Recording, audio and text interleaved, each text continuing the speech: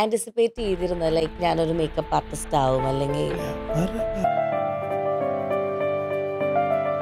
എൻ്റെ മേക്കപ്പ് ടൂൾസുകൾ എന്ന് പറയുന്നത് തീപ്പെട്ടിക്കൊള്ളി കത്തിച്ച് തുപ്പലി നനച്ചിട്ടുള്ള അതായിരുന്നു എൻ്റെ ഐബ്രോ പെൻസിൽ. തേക്കലയുടെ തളിരലയായിരുന്നു എൻ്റെ ലിപ്സ്റ്റിക്. സ്വർണം പൊതിയുന്ന ഒരു കടലാസ് പേപ്പർ ഉണ്ടല്ലോ, അതുമൊക്കെ ആയിരുന്നു എൻ്റെ മേക്കപ്പ് ടൂൾസുകൾ.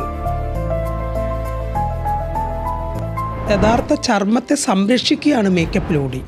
അത് പലർക്കും അറിയത്തില്ല. ഇപ്പം എല്ലാവരും പറയും ഡെയിലി മേക്കപ്പ് ചെയ്താൽ സ്കിന്നിന് കംപ്ലൈൻറ്റ് ആവും.